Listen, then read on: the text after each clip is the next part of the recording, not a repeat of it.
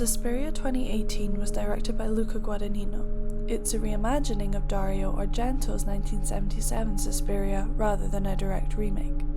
Guadagnino's version follows Susie, played by Dakota Johnson, who travels from America to West Berlin to join the Tanz dance company during the 1977 German autumn. This was a tense period marked by Red Army faction terrorism, the Cold War, and the shadow of the Berlin Wall. The setting of a divided Germany during a time of political unrest with borders separating Berlin into East and West reflects the film's underlying themes of control and power, which relates to the body as under such control comes the loss of bodily autonomy. The abject is the disturbance of boundaries, and it's neither one thing nor the other. It's a liminal space between the living and non-living. Abjection is fundamental in how our society is built. We create our identities by expelling what we are not.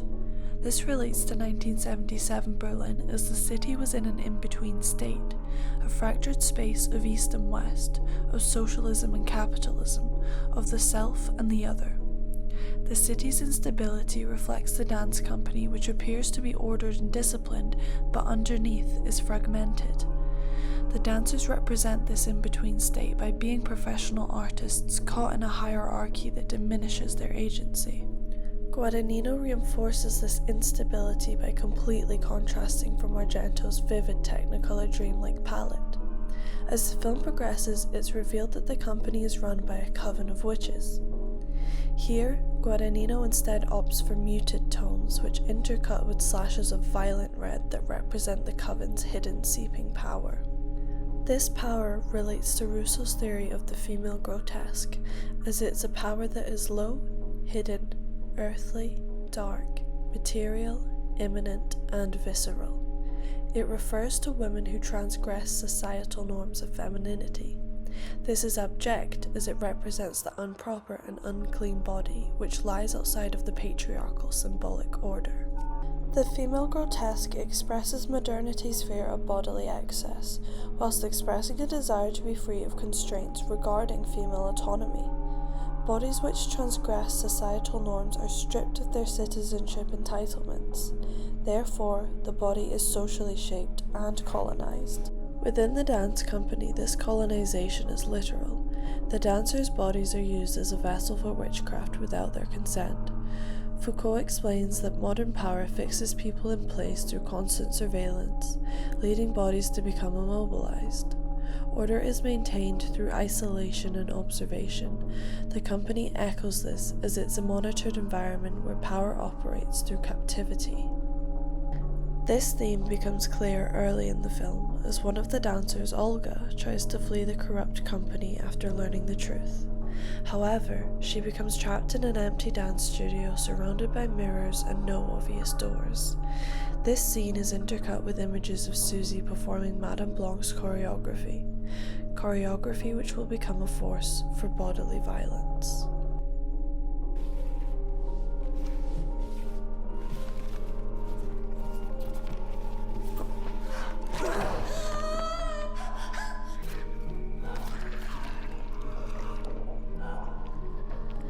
Otherness seeks to separate one from their secure sense of self through fragmentation or doubling.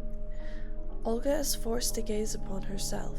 She watches her reflection in the mirrored walls as her body becomes disfigured. Here, the abject has become visual. As Olga watches her body unnaturally twist, she becomes the spectator of her own destruction.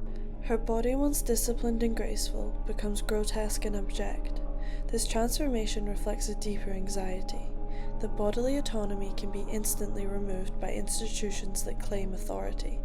Both Olga and Susie's bodies act as vessels for witchcraft, manipulated and controlled by the matriarchal coven that uses them as tools for power. In a divided Berlin, the body itself becomes a border, something that can be manipulated, controlled, and violated. But Suspiria does not end in despair. In the climax of the film, the dancers perform a ritual as the color palette erupts into a supernatural, vibrant red. Susie's body is meant to serve as the new vessel for Helena Marcos, the corrupt leader seeking immortality. However, in a twist of events, Susie summons death and reveals herself as Mater Suspiriorum, mother of Sighs, one of the founding witches. This moment marks her liberation from the structures that sought to control her. She destroys Marcos and her loyal followers. Susie frees the once captured dancers in a moment of bodily chaos, asserting a different form of power that rejects Modernity's logic of control. Whilst the dancers remain obedient to Susie, her newfound power replaces a hidden strict discipline with a visible ritualistic power based on bodily excess and devotion. Overall, Suspiria explores Modernity's fears and desires surrounding the body, showing how institutional powers seek to discipline the female body, exposing the limits of modernity, as such control only intensifies its abject, radical power.